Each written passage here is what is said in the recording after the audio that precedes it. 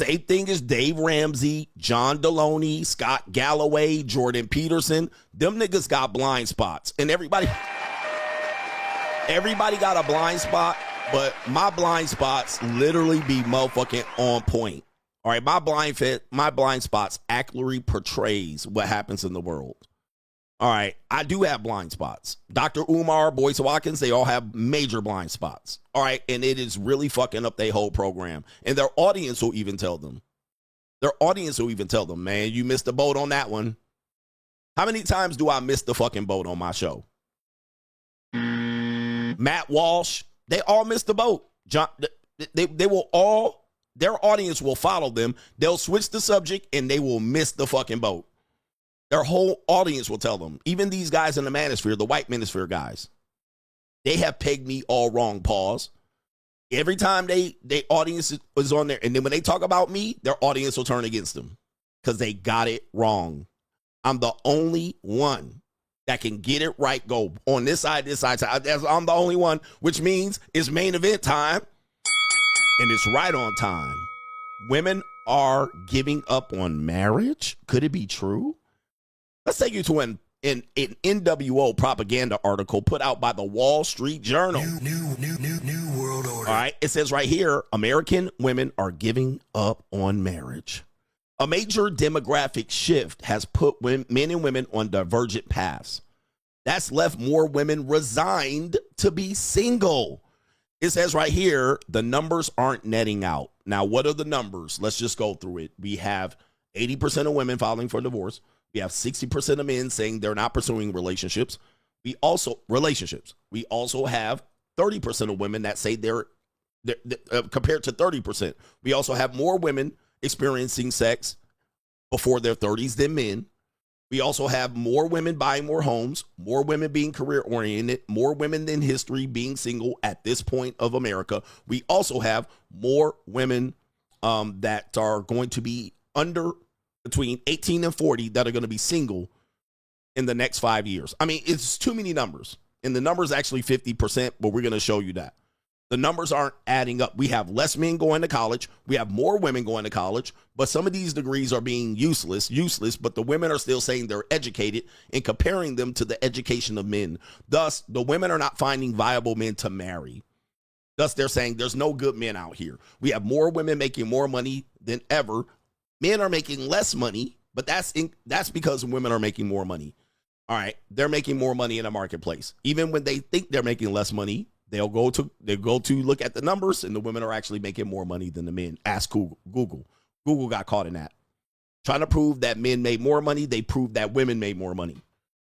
Okay, so we have more women than actually men, especially in the younger ages. But then when you go out and it pans out, it actually starts to even out. So we have way too many numbers. We have people going left. We have more women identifying as liberal, more men identifying as conservative, especially younger people. And people are just going their separate ways. Now, the interesting thing about it is they're saying American women are giving up on marriage. Now, let's just make a correction here because the New World Order is doing their thing. New World Order. We've already disproven this. We've already busted this myth with de-evolution. I've already finished these people off, but of course, this becomes a hot topic, and I have great job security. We have more women on mental health meds, but they will say women are more happier than they've ever been as a single people. All right. It's just absolutely incredible what's happening here, and much of it is the propaganda. Now, my job security is going to be on point. While you have content creators telling you go get married to save goddamn humanity, we have now women saying we give up. Okay. We have women saying they're giving up, or we at least have the media saying women are giving up. And the reasons why they're going to give up we'll cover later. Now, watch this. This is oddly insane. And people have said this in the comment section. I've even seen people write this. This piece of information where they're saying today's women are giving up on marriage and why it's propaganda is because this is similar to a person saying, you can't fire me, I quit.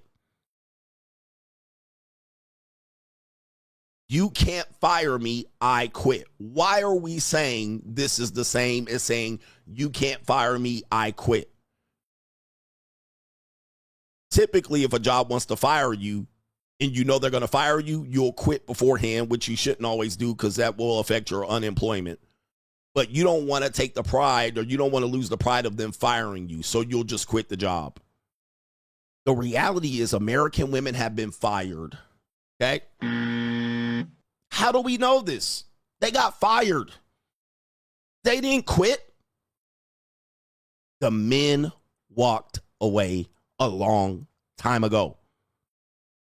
So now they're saving face and said, I quit. Bitch, you got fired. How do we know this? Let's start with this. As evidence, remember, okay? As evidence. Let's start right here. The legendary Paul Elam and the men's rights activists. This is why this is a win for the Red Pill.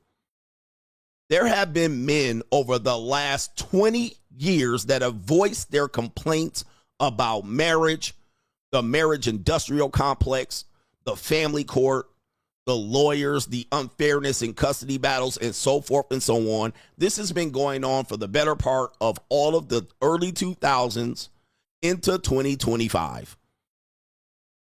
Now, when this was going on, these people were being added to the government hit list, shadow banned, deplatformed, demonetized, labeled as hate groups, misogynists, and so forth and so on.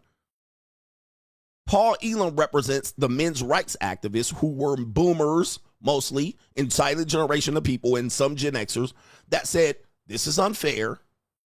We need to voice our opinion about it. He came up with the program called A Voice for Men, where men have been vocalizing this, and it's been a growing group of people since the 2000s that has been so detrimental to the relationship marketplace as they labeled these people a hate group. This is a hate group. Let me show and prove it. They have this group right here called the Southern Poverty Law Center. Well, I can't say. I'm not going to say what race, what people. We know I can't say that. Paul Elam was labeled a male supremacist. Why? And labeled a male supremacist. I keep saying that. AKA a misogynist. And they put this picture of Paul Elam up there looking creepy. Paul Elam and the MRAs, and shout out to all the MRAs, Diana Davidson, Karen Strawn, the legendary people from our past. I wish I could name everybody from the early 2000s. They named these people hate groups and supremacists and because they were informing men of what was happening in marriage. And they were forcing men to make a decision. Oh, shit, I don't want that to happen to me. Fuck it, I ain't going to get married. I ain't even getting married. We walking away. That went on all the way up until from about the 2000s, all the way up into 2014. Now, in the midst of all this, you have to pick up artists and all of that in between. You have to pick up artists telling y'all need to stay on the plantation, chase these hoes, spin these plates, run this game. But then what happened was there was another group that came out that literally became the next hate group that literally told society we're firing the women. What was the name of this group? Most of this group were younger people, Gen X and millennials, who were disenfranchised by the dating marketplace, the marital marketplace. They were not MRAs, because MRAs were basically guys that got married and remarried and got cooked once or twice. The next group came out, and these were men that said, I saw my daddy and granddaddy get cooked. I'm not going to get cooked. I went out and ran game. It didn't work. It was the MGTOWs. Right around 2012, 2013, 2014, this group started off, and they kicked it off. And this was the redheaded stepchild. The name of the group, Men Going Their Own Way, was labeled Toxic Male Separatist Movement. This group became really the people that they wanted to censor, because they started coming back with the data from the MRAs, and they had experience with dating in the pickup industry, and they said, fuck this shit. We ain't doing this shit, bruh. And they came out hardcore. They came out hardcore. The rise. As you can see, I'm giving you the historical facts. This is well before women walked away from marriage. Just so for with them saying women giving up on marriage is laughable. Laughable. So Sandman, TFM, Big John, all the legendary ones that came up through this rise. These men planted the seed for the next group of men to say, yo, give up on marriage, walk away, hold the line. And they were labeled supremacists, toxic, incels, so forth. Boom. What was the next group? The Black Manosphere and SYSBM. What does SYSBM stand for? Save Yourself, Black Men. This was the Black Manosphere. So the MGTOWs came first, and then the MGTOWs kind of served the purpose for what the Black Manosphere thought were for the white boys. So they came out with their own group, Angry Man. Another guy that I won't say, last name is Jackson. Obsidian, Minister Jap, and so forth and so on. These guys were the people that said, we need to tell black men what's going on, and we need to show the world what's happening between black men and women in their relationships. So they came out. What happened? They got a hit list put on them. Shadow banned, demonetized, put on a government list.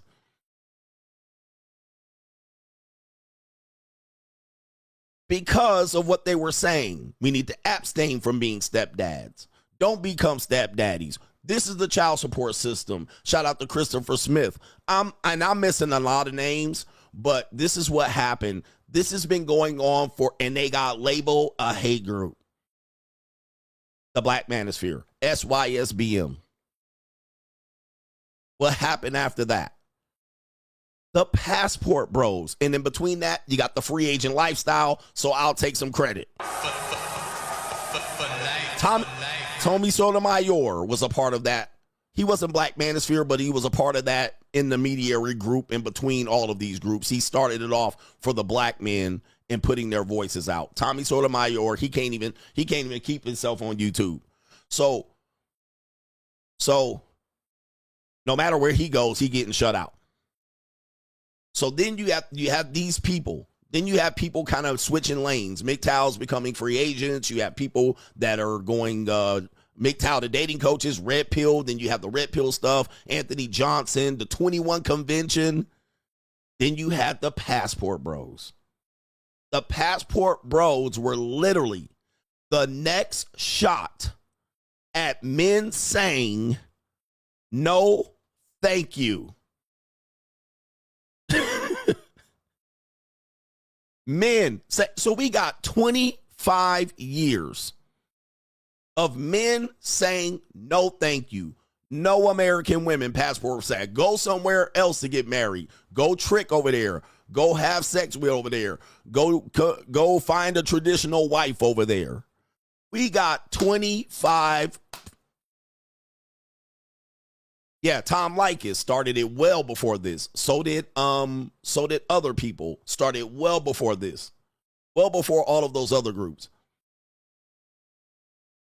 We got 25 years of evidence and proof of men giving up on marriage. So much so that now men are telling y'all niggas to get married to fix this shit.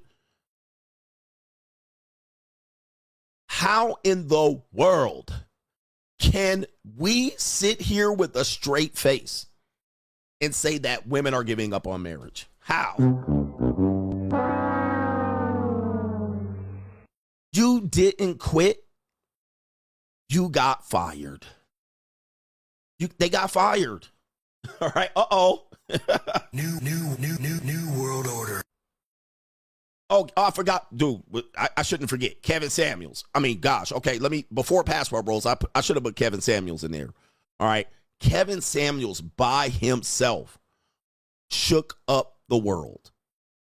All right, so Kevin Samuels is moving by himself. All right, so before we got even to Passport Bros and the popularity, although they existed, you guys got to remember, these groups exist before we hear about them. So Passport Bros existed before 2022, but we didn't hear about it until 2022. But Kevin Samuels by himself was a movement. The rise of Kevin Samuels let people know and put the world, especially the black community, on notice that black men wasn't taking this shit. They're not taking this shit. They're taking a stand. We have a voice and blah, blah, blah. So Kevin Samuels by himself was a movement. And he took what these men, the MRAs, the Red Pillars, the MGTOWs, he culminated it all together. Tommy Sotomayor, Tom Leykis, Kevin Samuels put it all together like this and gave it to the world. Then he put the world on notice what men were saying, to the point they were like, well, it's only him saying this. And they realized it was a bigger group of men that had been behind.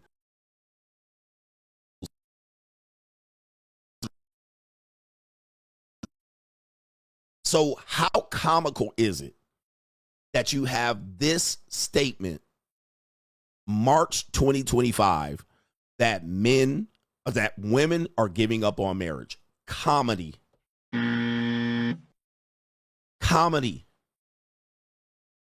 This is a shit show.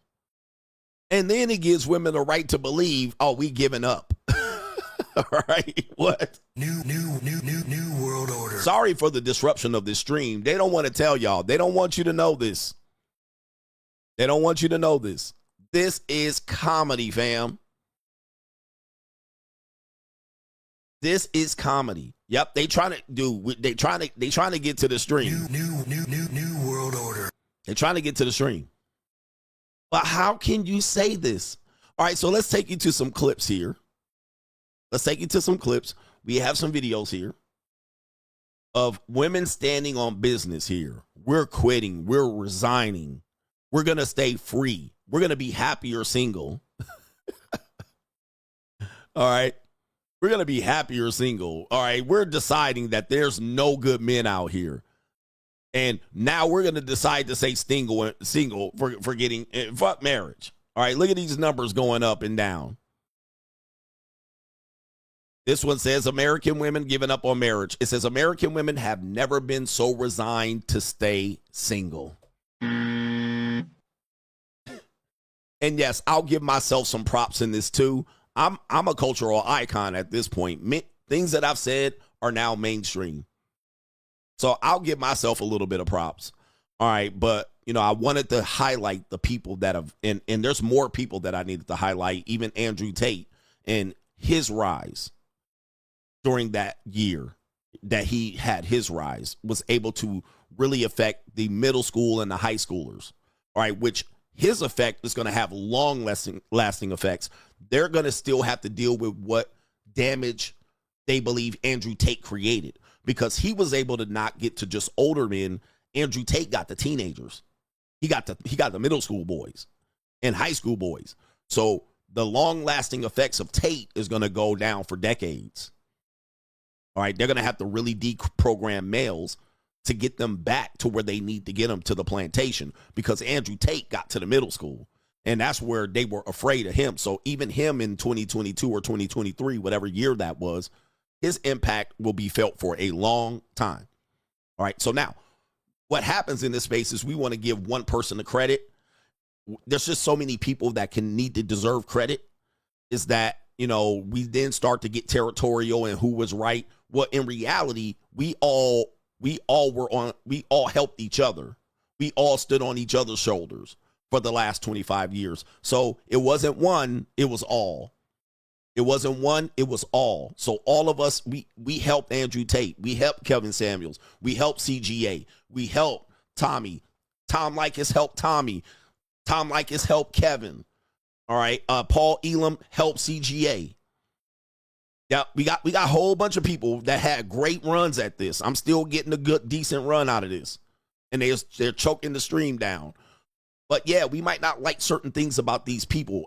Anthony Johnson, 21 Convention, very pivotal to take it mainstream and give people credibility in presenting it. There's so many people that need credit for this, and there's not one. It was all of us. Angry Man in the Black Manosphere, Obsidian. Everybody has their hands into this.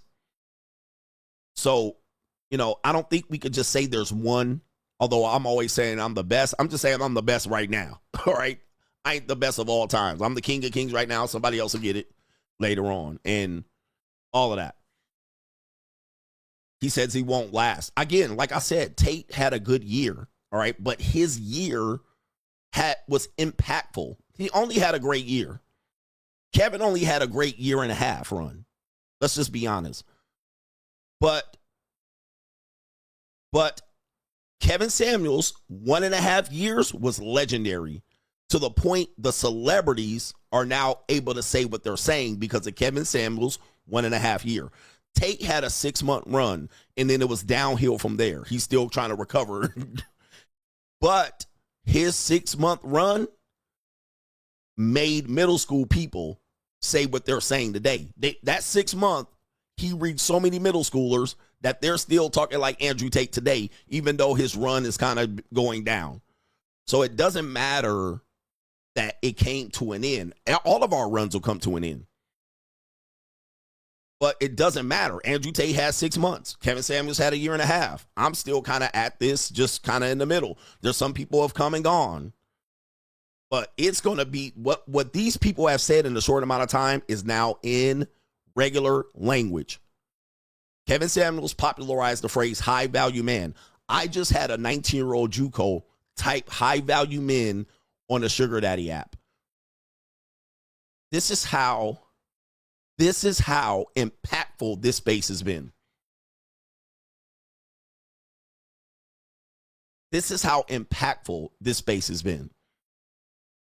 So it's laughable. Absolute. And, Fresh and Fit, for the hate that people get, Fresh and Fit, they legitimize the space by the production value and then bringing women on to counteract them and make them look goofy. Although these weren't regular women, but yes, everybody has their time. Everybody has their time, man. So we don't want to get too competitive and give people too much credit and take away their credit and say they gone. Who cares? Everybody had their time and their impact, and we literally need to be thankful for everybody who tried, because this makes us understand why this is laughable. This is why we can have this conversation to say this headline is laughable. Literally, they got fired. Men gave up on relationships way before women.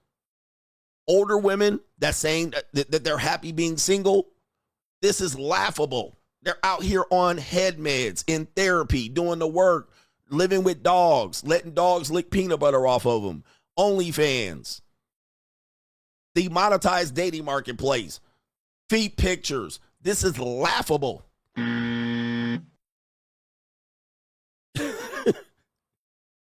Laughable, fam.